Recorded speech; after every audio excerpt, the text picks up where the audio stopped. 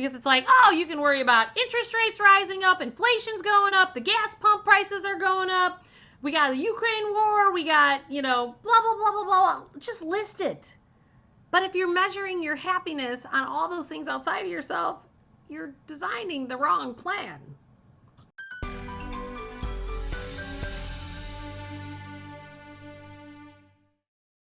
Hey everybody, welcome to another Awaken Your Relationships. Why? Because we're going to help you get to a life that you love. Because if you figure out your relationships personally, you will figure them out then in your employer relationships, your employee relationships, your kids' relationships, your family relationships at large. The key is build it from the inside out, because it's all about working on you. To hit that subscribe, like, and notification bell. Why? Because Rita and I are going to help to get you to a life that you love. And today we're going to talk about the fact that we have got challenges going on in our communities these days, the relationships within our communities. And Rita, actually, we talked earlier, and this is a big thing because I wrote down some of the things you're talking about. Like, we've got more pedestrian deaths. We've got more drive-by shootings. Obviously, some of the stuff that we talked about earlier was more people who are experiencing domestic violence. So the communities are starting to break down. And today we want to really talk about, like, how do we get to this other side to repair these things, right? Because it's time for us to stop suffering. Oh, yeah. I get a lot of women who, they've gone through their therapy, they've done a lot of their healing, and they're like, I'm fine, but my kid's a drug addict. Or I'm fine, but, my husband drinks. Or I'm fine, but I'm single and lonely and I don't want to date anybody. There's this idea that just because we've gotten out of a bad situation or we've done some work, that suddenly the rest of the world around us is supposed to be different. But the problem is we're getting more stressed out as communities. We are, right? And people are acting out. Are getting hijacked. Yeah, and it doesn't matter. This is one of the things that's been coming up lately is people who are re-victimizing the victims. And I'm fine. That's such a true statement. I'm so sorry. That one just hit me like a ton of bricks. I'm like, oh my God, you couldn't be more right. We're re-victimizing the victims. Oh yeah, it's horrible what's happening. And so even though we've done our work and we go out there thinking I'm a strong, confident, good woman, people are still jerks. You could still get hit by a stray bullet. You could still go into the court system and lose. Right. These things, these things still exist. They still exist, even though you've done all your good healing work. And so our jobs, once we've done some work, is to help our families, to help our communities move towards a more stable, balanced place. And the way we do it is by being stable and balanced ourselves. So when you said that, what popped into my mind is the fact that, every single human being has divine masculine and divine feminine energy. So we all, men and women, have operated tilted more towards the masculine side, which is the doing, the competitive, the protecting, all that stuff. But we've ignored the magic of the feminine. So when I hear you say that, it's about the fact that we have to hold the container and hold the space in this repairing process so that people can rise up into it. Like, they can choose to, or they could choose not to, right? But somebody's got to hold the space. Somebody's got to be the kindergarten teacher. And even though it's not right, even though it's not fair, the person who is most evolved, most stable, they're the ones responsible for the direction the relationships go. So if we're in a relationship with someone who's really screwed up, it's not our job to get down to their level and make them be different. It's our job to give them hope and a space and direction and guidance so that they'll find their way there. Because I really do believe in most people. We have to speak to the light inside of them and stop speaking to the dysregulated, angry side. And so, unfortunately, the side effect of doing all of your work is now you feel somewhat responsible for everybody else around you. Yeah, not anymore. Instead of falling falling into those patterns of I'm responsible for you. Instead, be responsible for yourself, but create a bigger container, a bigger vision for us to move towards. Because when people are lost, they'll just keep going towards the dark. We have to give them the light. So let's talk about that. So, many people who know me, I have 11 brothers and sisters. I have one older sister, and my older sister and I have always been like oil and water, but yet we love the shit out of each other, right? It's like we've had this dance for 50 years, right? And we're in that dance right now where she came to me and she's like, Joel, when you're south, why don't we do lunch? And I was like, okay, but I was like, that hasn't happened in a long time, but yeah, let's do it. Like, okay, even though you're different doesn't mean that you don't love them, right? And it's like, let's do this. We had the most magical lunch. And I just said to her, I go, she goes, you've just said a couple things at family parties that kind of like, all the stuff that we talk about here on the channel. And I said, and she goes, how do I get there? And I'm like, what do you mean? And she goes, I go, oh, I got this hit. I go, you've ignored your heart for so long because you have people pleased and fixed everybody's life. And everybody loves the shit out of you for it because you're showing up for them. People love codependence. They love them. Showing up for you. Right. And I told her how this was just a pattern that's been passed down for generations. So I showed her how it went from generation to generation. No harm, no foul. It's just what it was. All good people doing exactly the best they knew how to do. Right? And that's what happened. And I said, so if you're not really sure how, put your hand on your heart and say, heart, what do you want? You're not going to hear anything for a while because you've ignored it for so long. Send her to my website. What's that? You didn't send her to my website. No, like literally that's what I told her. I just said, put your hand on your heart and just ask it because you have to almost wake it up and activate it. And so all of us that are frustrated, like with our communities and what's going on, you can only fix you. This is not an outside job. It's an inside job. But if you don't think you need fixing, if you think you've done all the work and you're tired of doing the work and you don't want to do any more work, you're going to keep getting triggered. That's just the way that it is. Switch it, flip it. It's not work. It's about just ask your heart, like, what do you want? And it's funny. So I have a conversation. My sister calls me. It's now 3 weeks later, and she calls me the other day, and she's like, so I've been doing that thing you told me to do? And I go, oh, yeah? I go, tell me more. And she's like, well, I keep following it every day. She goes, but people around me aren't real happy because I'm doing what my heart wants. I go, yes, but what you're teaching them is that their heart matters too, and it's time for them to follow their heart. And she's like, got it. And it was so funny. She got it. And then she's just like, so when everyone else does their acting out, that we talked about like in their communities and stuff, send them love and light and compassion, because that's how you hold the container in a more powerful way. It's way more powerful. And that's why I always like to explain to people that we have to understand that the world works like an energy grid, right? So if one of the transmitters goes out in the middle of the city of Chicago, that energy grid's not going to look like the perfect, street line, like when you're flying in at night and seeing all the lights, because something's going to go down. So, but if you pull the light up, then that opens the chassis for more lights to come up. And eventually the light gets stronger than the dark. This is how we repair our communities. And it's all through the human heart. The organization Heart Math, one of my favorites. If you have not heard of Heart Math, go look at the research. The human heart has a magnetic force going up to over 8 miles, and they just don't have anything to measure it farther than that. The mind is only 2 feet. And so tap into the heart. This is how we repair. Not other people's heart, not telling anybody. Go inside. What does your heart want? And then start following that. And then people will learn. Like, I've now seen my kids go like this and go, what does my heart want? And then they go off and do it. Like, that's hilarious. And that's awesome. So it's these little things that we can do.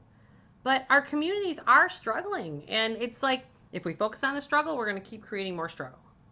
Yes. There's Yeah. a And lot of things to focus on that are struggling these days. I just did a video the other day about all of the fear, like the stuff outside from a financial standpoint. Because it's like, oh, you can worry about interest rates rising up, inflation's going up, the gas pump prices are going up, we got the Ukraine war, we got, blah, blah, blah, blah, blah. Just list it. But if you're measuring your happiness on all those things outside of yourself, you're designing the wrong plan. right. Or if you By think to default. yourself, I'm saying all the right things, I'm doing all the right things, why are the gas prices going up? Because they're going to go up. Well, you're not in control of them. Yes, you're not in control of them. Your job Right. is to figure out how to be okay with the fact that the gas prices are going up, or how Right. to be okay with the fact that your neighbor is a passive aggressive jerk, or okay Right. with the fact that somebody's following you too close on the road. And then be okay with that fact, accept it as reality, and then make your choice and say, okay, how do I want to deal with this reality? Right. Right. That's so true. But when we So true. naively go into, if I just say all the right things and I do all the right things and then everything's going to go my way, you're going to keep getting sucker punched. Right. Now, you said earlier, like, we can't ignore people's suffering any longer. Can you talk Right. more about that? Yeah. Yeah. A lot of times, because we are in an energy grid, our energy contributes to the whole grid. So when people are feeling better, the whole grid has more power going through it. And when people are feeling worse, the whole grid goes down. And we feel it. We can Right. feel, and random number generators react to high levels of emotion. Right. Random number generators went off the chart for 9/11. And I'm curious about what's going on with this Ukraine war. Totally. So yeah, we're all part of a much bigger organism, a much bigger system. Right. And if we don't recognize that people are legitimately suffering, families are legitimately suffering, children are legitimately suffering, people are. If we think, well, I'll just be in my happy place and everything's okay, and we don't see that, they're going to keep suffering and pulling all of us down. But when we make a point to do something from our heart, to have compassion and love, maybe we go volunteer somewhere, or we mentor someone, or we stop for a moment and we're kind to somebody else. We're not blinders on. I got to get here. I got to do this. When we start becoming a part of the community, contributing to it, not just wondering what's wrong with everybody. But not fixing it, right? That's the balance. Like, that's one of your stress responses if you go to try to fix it. Like, I'm finding, like, I'm a little challenged with my kids' school these days because they're shoving it down the kids' throats that they have to fix all these things that are wrong. And I'm like sitting here going, okay, it's not that I don't want to have a compassionate heart, but turning over money, and like, money isn't the solution for everything. And right, it's not the solution for really anything. It's just right. another tool in the world. It's just another thing that's there.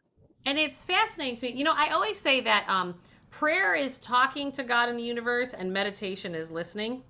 And I think those are some of the things that we've forgotten. So it goes back to the energy grid, and you go back to the quantum field. Like, if there's an intention or a prayer that many people are saying, that is energy to create. We have to realize that's part of what is happening from a media perspective, right? Like, whatever's being pushed out there is becoming knowledge across the board. It works just like how a prayer works, right? That it's like group think. And so we have to be very mindful of what we're plugging into. I think that's another way that we repair our communities, because we are all being pressed to be careful of what you're saying is right and what you're saying is wrong, because we are all being called to go to this state of neutrality.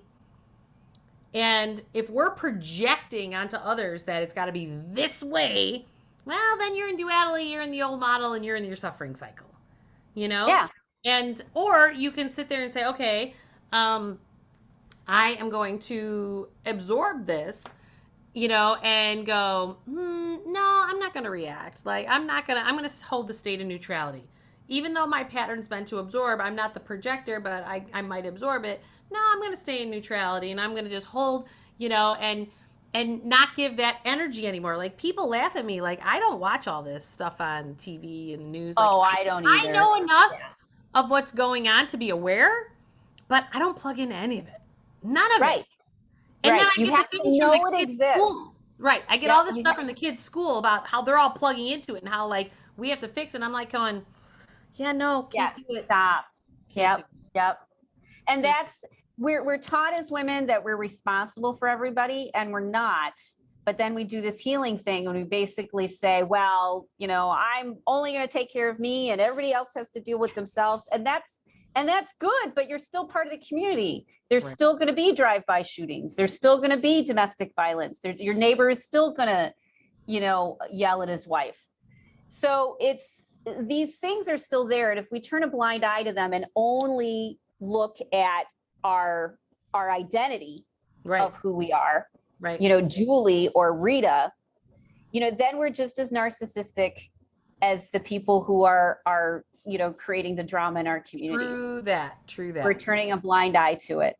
Whereas if you recognize it exists and then you decide for yourself what your role is to play in it, like my role is to be a really bright light for people, to show them there's a different way, and hold them accountable. If they're in my personal life or my community, hold them accountable to being the better version of themselves. Right. Love is caring enough about someone that you're willing to deal with your own internal conflict in order to help them become the best version of themselves that they can be, whether you like them or not. So true. So true. And as long as we start to learn that whatever energy we bring to whatever is exactly what you are creating, that is the most powerful thing that you can start to recognize.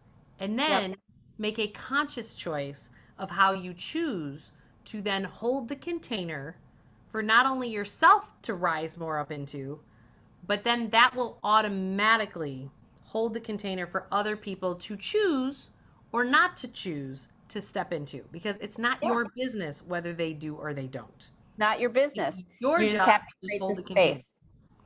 And the hardest This is awesome. the hardest test is when nothing is going your way and your buttons keep getting pushed and a narcissist pulls the rug out from underneath you and you get blindsided. That's the test. It's an opportunity, of course, to detox the stuff off your system, but it's a painful, uncomfortable opportunity that makes you want to, start sending nasty texts right away to somebody. And the test is, I want to send these nasty texts and they deserve it. And it's exactly the thing that feels the right thing to do.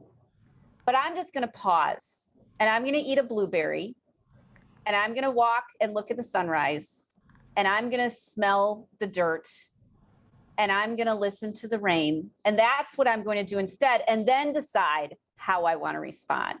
Amen. So we tend to think we need to get out of the car and start screaming at the narcissist without thinking that they're going to go beat up their wife, when in reality, we have to stop and then decide what's the best way to handle this. Let me also say that you're actually showing the narcissist's wife that you can actually stand up to the narcissist. Exactly. So there's another way to see it, right? Exactly. Yeah. There's all sorts of lessons and it's so complex and we don't know the answer. So don't even try. Just focus on being in a good space, being the best version you can. And if you say something that needed to be said, and let it go. Voila. Be human. It's okay. It's okay to be human. Be human. Woo woo. All right. Well, I want to just remind everyone, don't forget to subscribe, like, and hit that notification bell because Rita and I are here to help you get to a life that you absolutely love. And we will see you next week. Thanks, everybody. Bye. Bye.